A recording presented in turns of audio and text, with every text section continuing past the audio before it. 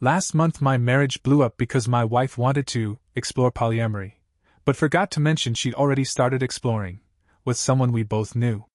It was a Thursday night, boring as hell, and I was halfway through watching a rerun of Top Chef when she sat down on the couch next to me with that look. You know the one. We need to talk. Look people get when they're about to drop a grenade into your life and walk away like it's a yoga retreat. Babe, can I ask you something, and you just keep an open mind? That's how it started. I paused the show, because I knew whatever came next would make Padma Lakshmi's judgment of overcooked scallops feel like a warm hug. She took a breath, clasped her hands, and said, "So, I've been thinking, maybe we could try polyamory." I actually laughed. Like, a genuine bark of laughter, thinking she was messing with me.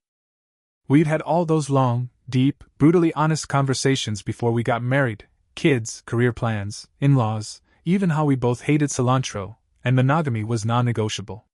Hell, she'd once said the idea of sharing a partner made her feel like throwing up in reverse. But she just blinked at me. Serious. Calm. Already prepped with talking points.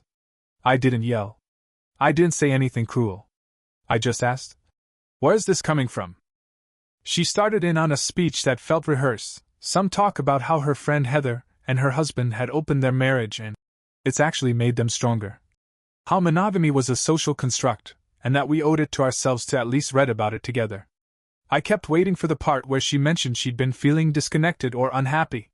But it never came. Instead, she said, "I just want to be honest about who I am. And I think I've always had poly tendencies." And I swear to God, all I could think in that moment was, what the hell is a poly tendency? I told her no. Not happening. I was never going to be cool with that. And I figured that was the end of it. But it wasn't. 3 nights later, she brought it up again. Said she'd found an article she wanted to send me. I said don't bother. And then she asked a third time, this time with tears, talking about how she didn't want to live a lie. And that's when it hit me like a brick, she wasn't asking permission. She was laying the groundwork for justification. And my stomach dropped. Because if someone's asking you to change the fundamental rules of your relationship, chances are, they already have. So that night, after she asked for the third time, I didn't argue. I just nodded, said, "Okay," and excused myself to take out the trash. Classic move. Always a safe excuse to get out of any conversation and breathe without snapping. But instead of heading to the bins, I sat in my car, engine off, in the dark, just staring at the glove box like it was going to offer me a manual titled What to Do When Your Wife is Emotionally Drifting into Another Man's Bed. I knew something was off. I'm not a genius, but I'm not a complete idiot either.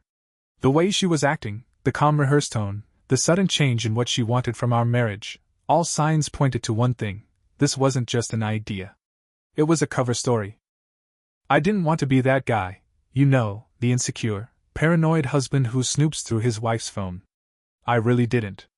But when your partner asks for polyamory out of the blue, after years of being staunchly against it, and gets twitchy every time you ask a basic question like, "Why now?" you start to wonder if maybe paranoia is just survival instinct with good PR.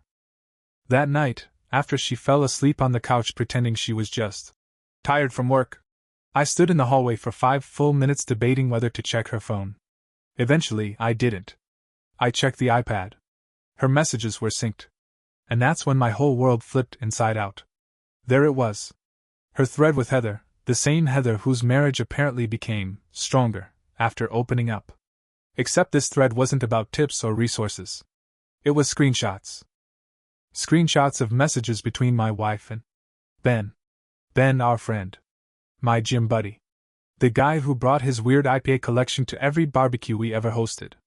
The guy who came to our wedding and cried during the vows. They were sexting. Not the soft, flirty kind either. I mean full-on plans. Specifics. What they'd done, what they were going to do again, and how. So far, Daniel hasn't figured anything out. I read enough to know that not only had she emotionally moved on, she was already physically gone too. And the cherry on top? Heather's husband was apparently involved too. Not just approving, but participating. It wasn't, "Can we open our marriage?" It was, "How long until I can live in the open with the people I've already been sleeping with?" I closed the iPad, sat down on the kitchen floor, and just stared at the fridge for what felt like an hour. Everything felt gross. Cold. Like my marriage had been rotting quietly in the walls and I just now started to smell the decay. I didn't cry. Not then. I felt too hollow. Like my insides had packed up and left the moment I read. I think this weekend will be the best yet. Daniel's got that thing on Saturday, so I'll be free all night. Thing was? I had no plans Saturday. But apparently she did. Saturday came like a horror movie countdown, and I didn't even pretend to make plans.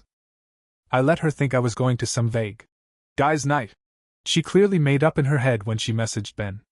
I packed a gym bag, tossed it in my trunk, then circled the block twice before parking 2 streets down and walking back like some sad PI in a hoodie. I waited. For 6 hours. A part of me still hoped nothing would happen, that I was overreacting, that maybe they'd chicken out, or that she'd changed her mind and realized that torching your husband for some group sex fantasy wasn't the move. But no. Around 9:30 p.m., a car I knew too well pulled into our driveway. Ben's stupid Subaru. I watched him get out, all casual, hoodie and sweatpants, like he was just dropping by for a quick game of Mario Kart. Then he rang the doorbell, ringing it. Not knocking. Like this was just a polite social visit. She opened the door in the robe. My robe. The one I bought her for her birthday, the one she wore on lazy Sundays when we made pancakes and laughed about dumb YouTube videos. She let him in. And then she closed the door behind him. I stood in the dark for 5 more minutes. Then I walked away. I drove straight to a hotel near the airport, checked in, and stared at the ceiling until morning. I didn't want to go home. That house, our house, felt poisoned now. Like all the happy memories had been shredded and dumped into a fire she lit with her own hands. The next morning, I went back. She was still asleep. Or pretending to be. The living room had that stale, wrong kind of smell, sweat, perfume, and someone else's cologne. The throw blanket was on the floor. One of Ben's socks was peeking out from under the coffee table. The air was thick with betrayal. I didn't say anything. I didn't need to. She came into the kitchen around noon, hair tied back, wearing a hoodie that wasn't mine, and said, "Hey." Just, "Hey." Like nothing had happened. Like my whole heart hadn't been ripped out and tossed in the trash next to last night's pizza box. "You want coffee?" she added. I looked her dead in the eyes and said, "I know." She froze. Her lips parted, but no sound came out. For a second, I saw the mask drop. Just a flicker of raw panic. "I know about Ben. I know about Heather's husband. I know it's not about polyamory. It's about you lying to my face while you slept with our friends." She dropped the mug. It shattered on the floor between us. "Daniel, I was going to tell you." "When? After brunch? Before or after your next sleepover?" She started crying. Not soft, guilty tears. Big, ugly sobs that almost made me feel bad. Almost. But I didn't move. I didn't hug her. I didn't offer her a tissue. I just turned and walked out. I left the door open behind me. Because it wasn't my home anymore. I crashed at my buddy Jordan's place that night. He didn't ask questions, just handed me a beer and turned the game on mute while I sat there like a ghost in a hoodie. His dog climbed onto my lap at some point and refused to move, which was honestly the only thing keeping me from driving my car straight into a lake just to feel something. By Monday, I'd filed for divorce. She didn't contest it. No tearful pleas, no dramatic declarations. She just signed the initial paperwork and said, "I guess you're really done with me, huh?" Yeah. That was the moment I knew she still didn't get it. She thought the damage was about the sex. The lies. The betrayal. But it was deeper than that. It was the insult of thinking she could lie to my face, rewrite the rules of our marriage, and then still expect me to be the anchor she came home to after a weekend of whatever the hell that was. And here's the kicker. 2 days after she signed the papers, Ben texted me. I didn't even know he had my number. His message? "Hey man. I know you're probably mad, but just wanted to say I never meant to hurt you. This thing with her just kind of happened." Kind of happened? Kind of happened is when you spill ketchup on your pants, not when you slowly seduce your married friend's wife and then casually show up at their house like you're dropping off a casserole. I didn't reply. Instead, I screenshotted it and sent it to her. One line attached. "This your soulmate?" Her response? "He's not who I thought he was. I'm sorry." Too late. The whole "I'm sorry" Phase was like putting a tiny little band-aid on a gunshot wound and calling it a recovery plan. I wasn't bleeding anymore. I was already scarred. I'd gone from wondering how to fix it to wondering how I ever thought it was worth saving. I started therapy. I also started working out harder. I wasn't trying to get revenge hot or anything, though I'll admit, looking better didn't hurt. It was more about regaining control. My life had been derailed so hard and fast I barely remembered who I was before her. Every part of me had been wrapped up in us, and now I had to find me again. 1 week later, she showed up at my gym. I was benching when I saw her through the mirror, standing near the treadmills in leggings and an oversized hoodie, looking like she thought she was starring in her own redemption arc. She waited until I was done with my set, then walked up and said, "Can we talk?" I shook my head. "There's nothing left to say. I'm in therapy now," she said, like that was a golden ticket back into my life. "Cool," I said. "Maybe ask your therapist why you only do the right thing after you've blown everything to hell." She looked wounded. "But that wasn't my problem anymore," she said. "I miss you." I looked her right in the eyes and said, "I miss the version of you that never existed." Then I walked away. I didn't turn around. I didn't look back. I left her standing there with her faux humility and her perfectly timed tears, wondering how it all slipped away. I thought that was the end of it. Really, I did. Clean break, papers filed, new apartment, new routines. I even went out on a few dates. Nothing serious, just dinner and decent conversation with women who didn't lie to me with their eyes while planning their next betrayal. But 3 weeks after that gym encounter, I got a call from Heather. Yeah, that Heather. I didn't even know she had my number, which made the voicemail even more jarring. "Hey Daniel, it's Heather.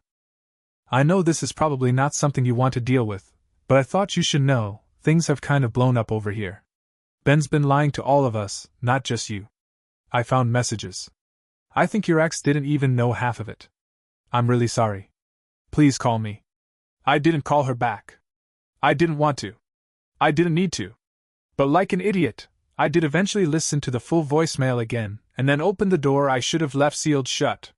Because curiosity's a bastard.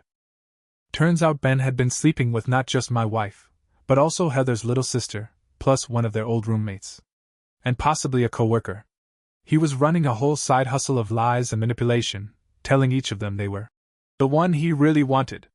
Basically, the man had turned polyamory into a toxic pyramid scheme. Heather kicked him out. Her husband, yep, the other one in that fun group, apparently didn't even know half of it either. The whole little utopian crew blew up like a firecracker in a dry forest. And my ex? Yeah. She tried to backpedal out of it like she just made one impulsive bad decision instead of methodically unraveling our marriage over months. She emailed me again, this time a long wall of text that boiled down to, "I made a mistake, I got manipulated too, I miss our life, I miss you, I miss us." I didn't reply. Because what was the point? Even if she was manipulated by Ben, and yeah, I believe parts of that now, it didn't change the fact that she chose the path. She wasn't brainwashed. She wasn't kidnapped. She saw the crossroads, and she took the one that led straight into a pit of deceit. That night, I sat on my couch in my new apartment, scrolling through old photos like a damn masochist. There was one from our honeymoon. We were on a boat. She was laughing, head thrown back, hand on my chest like I was her whole world. And all I could think was, did she mean it then? Or was it always going to unravel? It hit me hard. I'd never get a clean answer.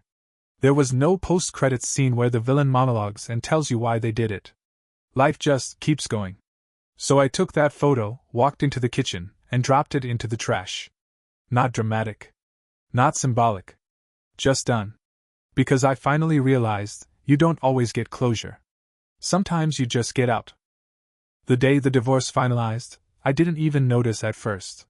I was sitting in the hospital cafeteria, scarfing down a sad grilled cheese during a lunch break. Yes, I work in healthcare. Bad hours, worse food, when I checked my email and saw the subject line. Final decree of dissolution, signed. And just like that, it was over. No confetti. No choir of angels. Just one dry PDF and a note from my lawyer that said, "Let me know if you need anything else." I sat there, half-chewed bread in my mouth, staring at my phone like it was going to suddenly burst into flames. For a second, I didn't know whether I wanted to cry or take a victory lap around the oncology ward. I ended up doing neither. I just stood up, walked outside, and stood in the sun for a few minutes. No music. No thoughts. Just the kind of eerie peace you feel after a storm levels your house but somehow leaves your cat and your coffee maker intact. The rest of that week passed in a haze. I kept working. My buddy Jordan dragged me out for drinks. I went to the gym, started learning how to cook things that weren't toast. There were these weird moments of joy, like stupid little ones. The first time I woke up and realized no one had taken the blankets. The way silence sounded when it wasn't full of tension. The fact that no one was texting me passive-aggressively while I was 10 minutes late from work. But the real shift came when I matched with someone new. Look, I wasn't trying to fall in love. I just wanted to feel human again. Her name was Mira.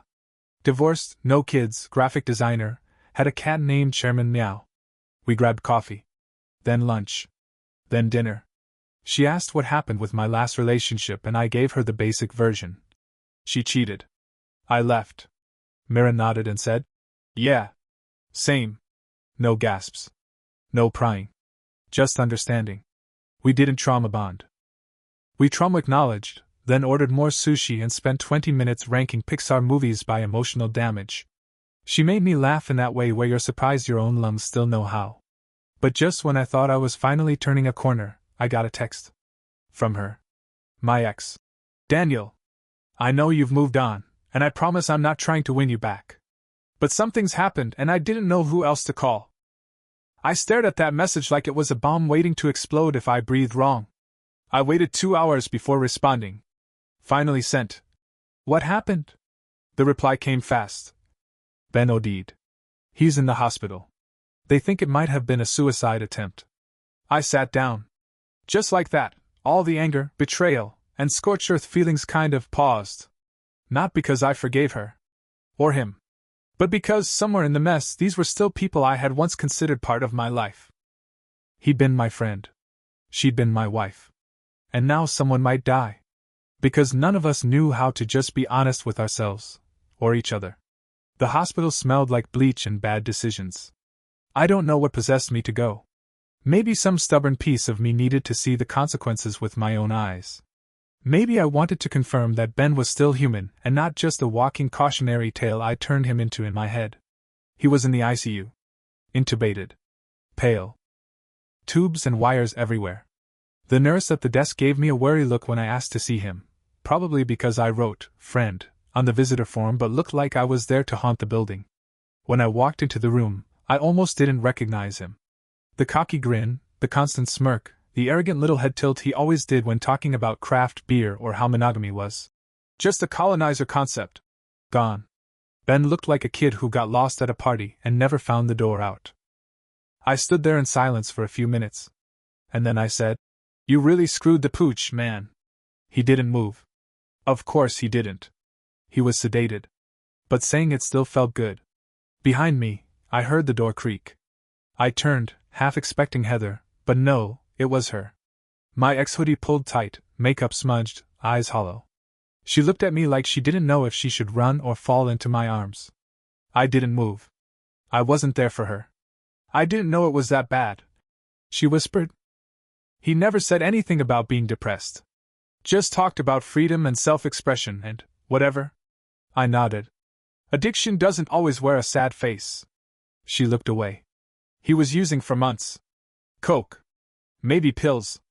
I think he hated himself more than he let on. Yeah, I said. Well, he gave the rest of us a pretty good reason to join him. We stood in silence. She glanced at Ben. I didn't love him, you know. Not really. I let that hang for a second. Then why blow up your life for him? She looked like she was trying to answer but couldn't find the words. So I answered for her. You didn't want him. You just wanted to feel wanted. Her face crumpled, like someone had punched her in the gut. I didn't come here for your forgiveness, she said quietly. Good, I said. Because I'm not giving it. She nodded, eyes wet. I get that. We stayed there for a few more minutes. Not as husband and wife.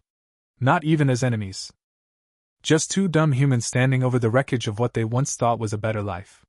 I should go, I said. Tell the nurses they can put me down as a non-contact.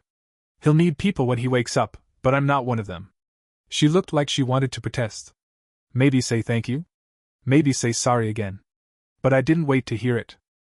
I walked out of that hospital and left all three of us behind, Ben, my ex, and the version of Daniel who thought love meant trusting someone more than you trusted your own instincts.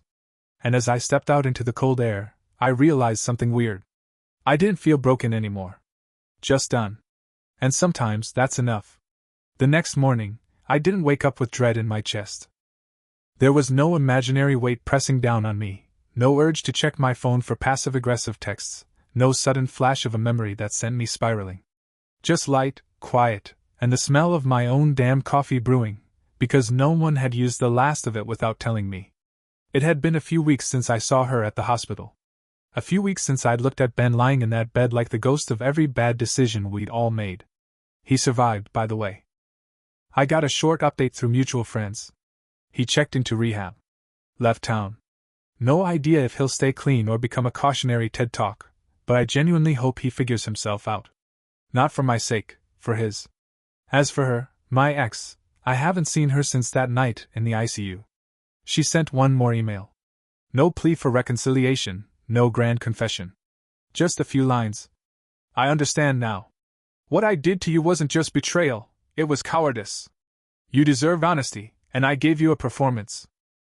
I hope someday someone gives you everything I couldn't. I didn't reply. There's no hate in me anymore. Just clarity.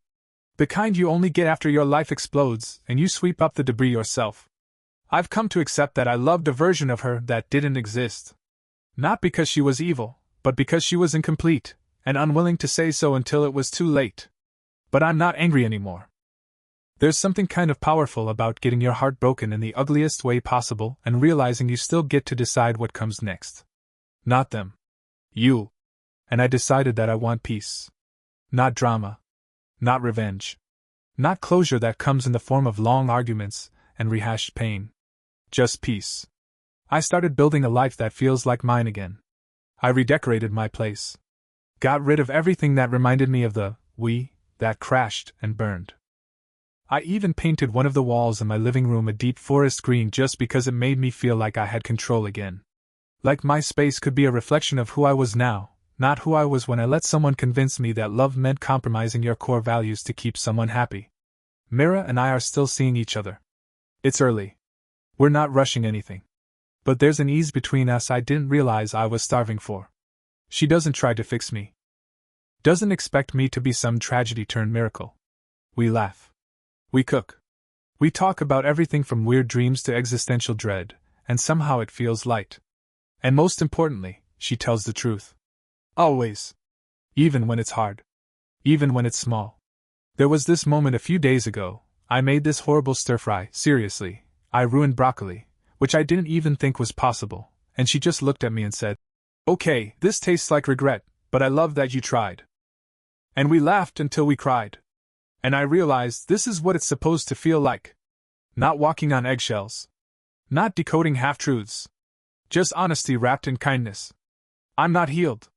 I don't know if I'll ever be completely over it. But I'm living again. Fully. Without apology. Without second-guessing whether my needs are too much. So if anyone ever finds themselves where I was, in the guest room, staring at the ceiling, wondering if they're being too harsh or too emotional or too unforgiving, let me just say this. You're not crazy for refusing to be lied to. You're not dramatic for walking away from someone who stomped on your boundaries with a smile on their face. You're not the villain in your own story just because someone else played the victim better than you did. You are allowed to expect honesty. You are allowed to want monogamy. You are allowed to leave. Because peace isn't something you wait to be handed. Sometimes, peace is the decision to shut the door, throw away the key, and finally walk toward a life that doesn't ask you to shrink yourself just to be loved. And that's exactly what I'm doing. No regrets. No looking back. Just one forest green wall, a bad stir-fry, and the first chapter of a story that's finally, about me.